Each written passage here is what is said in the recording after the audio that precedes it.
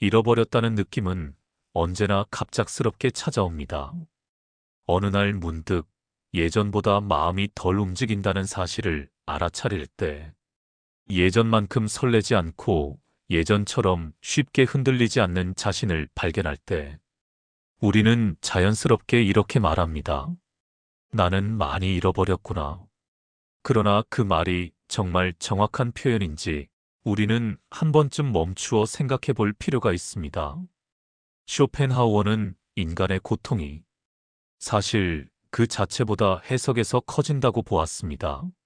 무엇이 줄어들었다는 사실보다 우리가 그것을 어떤 언어로 받아들이느냐가 마음을 더 깊이 흔든다는 뜻입니다. 마음이 예전보다 조용해진 것은 무언가를 잃었기 때문일까요? 아니면 이미 너무 많은 장면을 지나와 버렸기 때문일까요? 예전에는 모든 것이 새로웠습니다. 그래서 사소한 감정에도 마음이 크게 반응했고 작은 기대에도 온 힘을 실었습니다. 그때의 마음이 가벼웠던 것은 아직 많이 겪지 않았기 때문이었는지도 모릅니다. 지금의 마음은 다릅니다. 설명하지 않아도 이해해버리고 끝까지 기대하지 않아도 결과를 짐작합니다. 그래서 반응은 줄어들고 감정은 절제됩니다. 우리는 이 변화를 두고 상실이라는 말을 붙이곤 합니다. 하지만 다른 시선도 가능합니다. 사라진 것이 많아진 것이 아니라 이미 지나온 것들이 너무 많아졌다는 시선입니다. 되돌릴 수 없다는 이유로 잃었다고 부르지만 사실은 충분히 통과했기 때문에 더 이상 머물지 않는 것들일지도 모릅니다. 이 이야기는 무언가를 다시 되찾기 위한 것이 아닙니다. 지금의 자신을 위로하기 위한 말도 아닙니다. 다만 하나의 질문을 조용히 남기려 합니다. 지금 이 마음을 잃어버린 상태라고 불러야 할지 아니면 이미 많이 지나온 상태라고 불러야 할지, 우리는 왜 이렇게 쉽게 스스로를 잃어버렸다고 느끼게 되었을까요? 우리는 변화보다 감소에 먼저 반응합니다. 마음이 달라졌다는 사실을 알아차리기보다 예전과 같지 않다는 감각에 먼저 붙잡힙니다. 그리고 그 차이를 자연스럽게 이름이라는 말로 설명합니다. 쇼펜하우어는 인간의 의식이 항상 부족한 쪽을 기준으로 세상을 판단한다고 보았습니다. 이미 지나온 것보다는 지금 손에 쥐지 못한 것에 시선이 머무르기 때문입니다. 이 습관적인 시선이 마음을 쉽게 상실의 언어로 끌고 갑니다. 예전보다 덜 기뻐지고 덜 기대하게 되고 덜 흔들리는 자신을 발견할 때 우리는 곧바로 이렇게 생각합니다. 무언가를 잃어버렸다. 그러나 그 판단은 너무 빠를 수 있습니다. 마음은 줄어들기만 하는 방향으로 변하지 않기 때문입니다. 많은 변화는 소멸이 아니라 이동에 가깝습니다. 감정의 위치가 바뀌고 반응의 깊이가 달라질 뿐입니다. 우리는 종종 마음이 가벼웠던 시절을 온전했던 시절로 착각합니다. 그러나 그 가벼움은 완성의 결과가 아니라 미경험의 상태였을 가능성이 큽니다. 아직 겪지 않았기에 무엇이 중요한지도 알지 못했던 시절입니다. 지나온 시간이 늘어날수록 마음은 모든 것에 반응하지 않게 됩니다. 선택적으로 느끼고 선별적으로 움직입니다. 이 변화를 두고 우리는 감정이 사라졌다고 말하지만 사실은 감정이 정리되고 있는 중일지도 모릅니다. 쇼펜하우어는 인간이 고통을 느끼는 가장 큰 이유 중 하나가 이런 변화를 잘못 해석하는 데 있다고 보았습니다. 줄어든 반응을 곧바로 결핍으로 이해하면 마음은 실제보다 더 가난해진 것처럼 느껴집니다. 잃었다는 말은 강력합니다. 그 말 하나로 우리는 지금의 자신을 부족한 상태로 규정해버립니다. 아직 남아있는 것보다 이미 사라졌다고 믿는 것에 마음을 묶어두게 됩니다. 그러나 정말로 사라진 것일까요? 아니면 이미 충분히 지나와 더 이상 같은 방식으로 반응하지 않게 된 것일까요? 이 질문을 붙잡고 있으면 이름이라는 말이 조금씩 다른 얼굴로 보이기 시작합니다. 상실이 아니라 변화의 흔적처럼 말입니다. 우리는 되돌릴 수 없는 것 앞에서 쉽게 잃었다는 말을 꺼냅니다. 다시 붙잡을 수 없고 다시 같은 자리로 돌아갈 수 없다는 이유만으로 그것을 상실이라 부릅니다. 하지만 쇼펜하우어는 되돌릴 수 없음과 사라짐을 같은 것으로 보지 않았습니다. 그는 많은 감정과 상태가 사라진 것이 아니라 이미 그 역할을 마치고 지나갔다고 보았습니다. 지나온 것들은 흔적을 남기지 않는 듯 보이지만 실제로는 마음의 구조를 바꿉니다. 예전과 같은 반응이 나오지 않는 이유는 감정이 고갈되었기 때문이 아니라 이미 충분히 사용되었기 때문입니다. 한때는 모든 일이 중요했습니다. 작은 일에도 마음이 요동했고 사소한 기대에도 큰 의미를 부여했습니다. 그 시절의 마음은 풍부했던 것이 아니라 아직 구분할 줄 몰랐던 상태였을지도 모릅니다. 경험이 쌓일수록 마음은 모든 감정을 동일한 강도로 다루지 않습니다. 무게를 나누고 중요하지 않은 것들을 조용히 통과시킵니다. 이 과정을 우리는 종종 무감각이라 부르지만 사실은 정리의 과정에 가깝습니다. 쇼펜하우어는 인간의 고통이 이미 지나간 것을 붙잡으려는 의지에서 생긴다고 보았습니다. 지나간 것을 상실로 규정하는 순간 마음은 멈추고 뒤를 돌아봅니다. 그러나 통과한 것들은 되돌아오지 않아도 괜찮습니다. 그것들은 이미 마음 안에서 자리를 옮겼기 때문입니다. 눈에 띄지 않게 그러나 분명하게 지금의 판단과 태도를 형성하고 있습니다. 우리는 감정을 소유물처럼 생각하는 경향이 있습니다. 그래서 사라진 듯 보이면 잃었다고 느낍니다.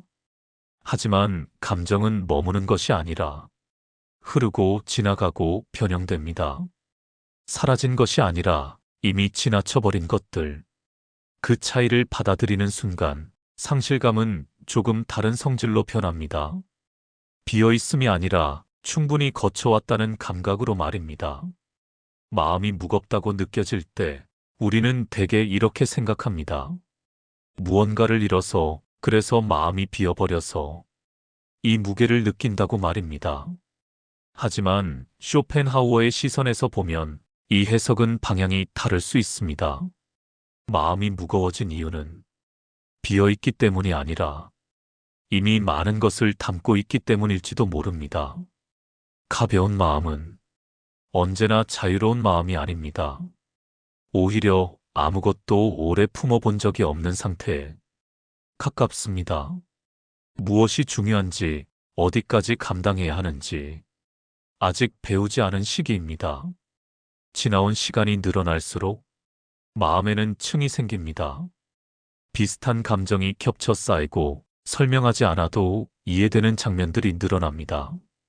그 결과 마음은 쉽게 움직이지 않게 됩니다. 이 변화는 둔해진 것이 아닙니다. 모든 자극에 반응하지 않기로 이미 선택을 마친 상태에 가깝습니다. 그래서 마음은 무거워 보이지만 사실은 선별을 끝낸 상태일지도 모릅니다. 쇼펜하우어는 인간이 경험을 쌓을수록 세계가 단순해진다고 말했습니다. 보는 것이 줄어서가 아니라 이미 보아야 할 것과 보지 않아도 될 것을 구분할 수 있게 되기 때문입니다. 이 구분 능력은 마음을 덜 소모시키지만 동시에 감정의 겉보기 밀도를 낮춥니다.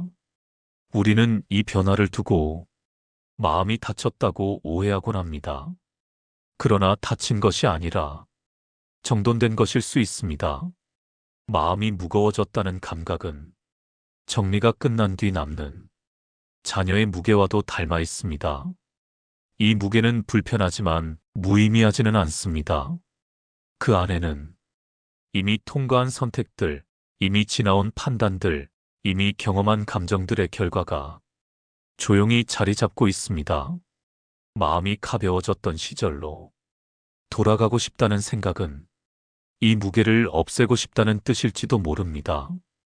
그러나 그 무게는 삶이 남긴 흔적입니다. 마음이 예전 같지 않다고 느낄 때 우리는 곧바로 이렇게 판단합니다. 줄어들었고, 메말랐고, 이제는 예전만큼의 여유가 없다고 말입니다. 그러나 이 판단에는 중요한 전제가 숨어 있습니다. 예전의 상태를 정상 혹은 완전한 상태로 기준 삼고 있다는 점입니다. 쇼펜하우어는 인간이 과거를 기준으로 현재를 평가할 때 고통이 생긴다고 보았습니다. 과거는 이미 끝난 상태이기 때문에 그와 비교하는 순간 현재는 언제나 부족해 보일 수밖에 없습니다. 마음이 적어졌다는 착각은 대개 선택지가 줄어들었다는 감각에서 시작됩니다. 예전에는 모든 가능성이 열려 있었고 지금은 많은 것이 이미 제외된 것처럼 느껴집니다. 하지만 선택지가 줄어든 것이 아니라 선택이 끝난 것일 수 있습니다. 무엇이 나에게 맞지 않는지, 무엇에 마음을 쓰지 않아도 되는지를 이미 지나오며 배운 결과입니다. 열려있지 않다는 것이 곧 닫혀있다는 뜻은 아닙니다. 무분별한 개방이 끝나고 의미 있는 방향만 남은 상태일 수 있습니다. 마음이 가벼웠던 시절은 무한한 가능성 때문이 아니라 아직 가능성의 무게를 겪어보지 않았기 때문이었습니다. 선택의 결과가 무엇을 가져오는지 아직 알지 못했기에 마음은 자유로워 보였습니다. 지금의 마음은 다릅니다. 가능성을 줄였기 때문에, 덜 흔들리고 덜 기대하기 때문에 덜 상처받습니다. 이 상태를 우리는 흔히 감소라고 부릅니다. 그러나 쇼펜하우어의 시선에서 보면 이것은 감소가 아니라 정제에 가깝습니다. 쓸모없는 반응을 덜어낸 상태, 모든 것에 자신을 걸지 않는 태도입니다. 적어졌다는 생각은 마음을 다시 결핍의 자리로 끌어당깁니다. 아직 남아있는 것보다 이미 제외된 것에 시선을 묶어두기 때문입니다. 우리는 마음의 상태를 말로 규정하려는 습관을 가지고 있습니다. 그 말은 상황을 설명해 주는 듯 보이지만 실제로는 마음의 방향을 결정해 버리기도 합니다.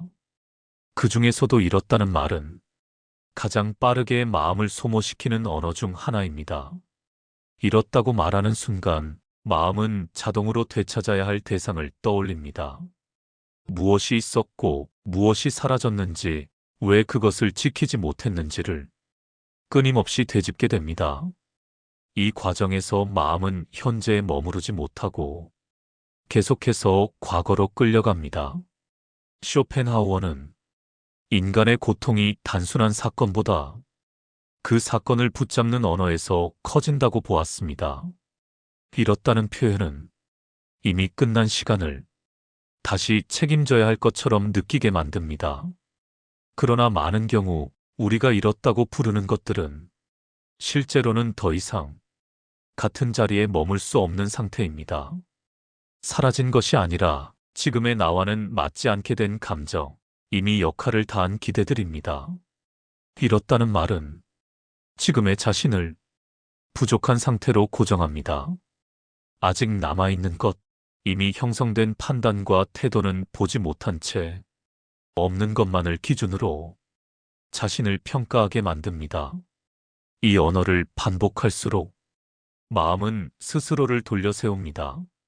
앞으로 나아가기보다 이미 지나온 지점에 머무르며 비교하고 후회하고 계산합니다.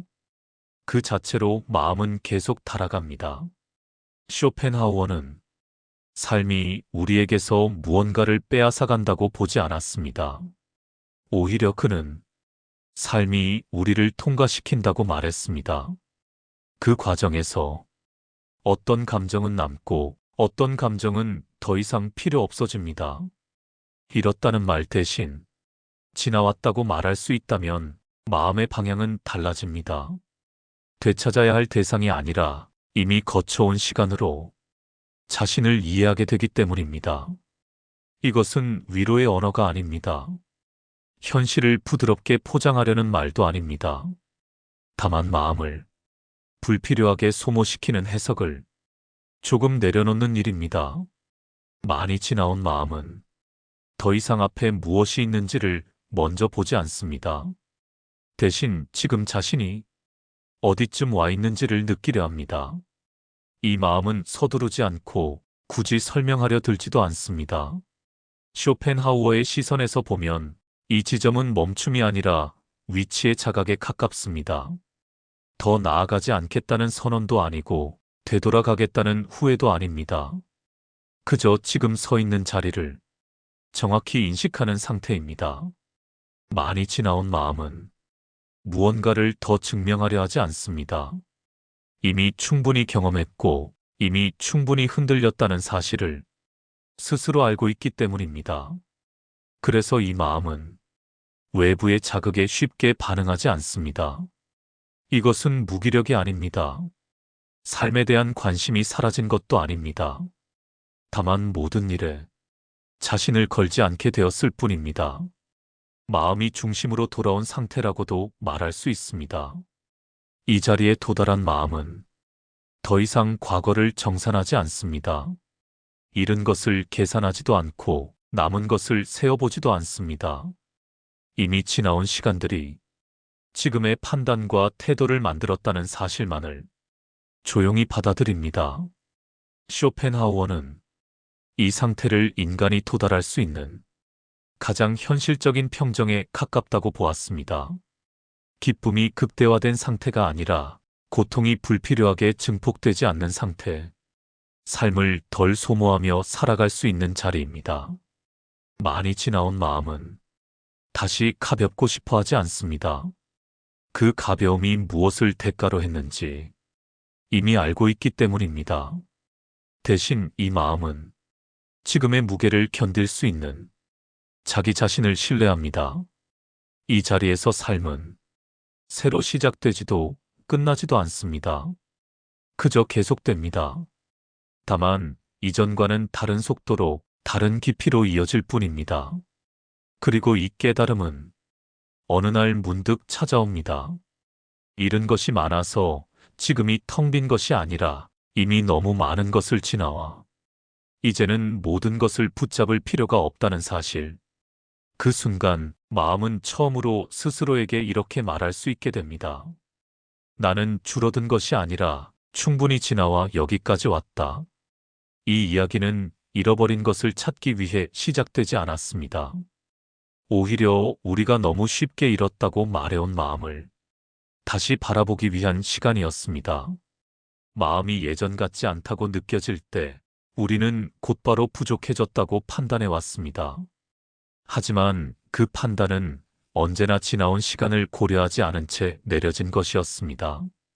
이미 통과한 장면들, 이미 끝난 감정들, 이미 역할을 마친 기대들이 조용히 마음을 바꾸어 놓았다는 사실을 우리는 자주 잊습니다. 사라진 것은 많지 않습니다. 다만 오래 머물지 않게 된 것들이 늘어났을 뿐입니다.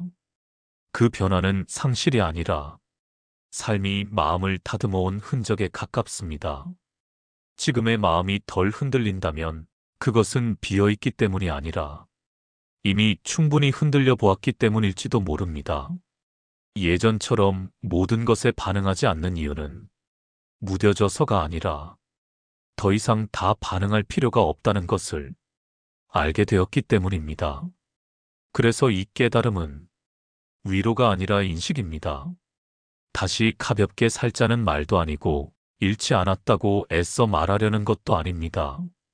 다만 지금의 마음을 결핍의 자리에서 끌어내는 시선입니다. 잃어버린 게 아니라 지나온 것들이 더 많다는 깨달음. 이 문장은 지금의 자신을 평가하는 말이 아니라 지금까지의 시간을 인정하는 말입니다. 그리고 그 인정만으로도 마음은 더 이상 스스로를 몰아붙이지 않아도 됩니다. 오늘은 여기까지입니다. 더 붙잡지 않고 더 설명하지 않겠습니다. 지금 이 마음은 무언가를 채워야 할 상태가 아니라 이미 충분히 지나와 잠시 머물러도 되는 상태이니까요. 여기까지 들어주셔서 대단히 고맙습니다.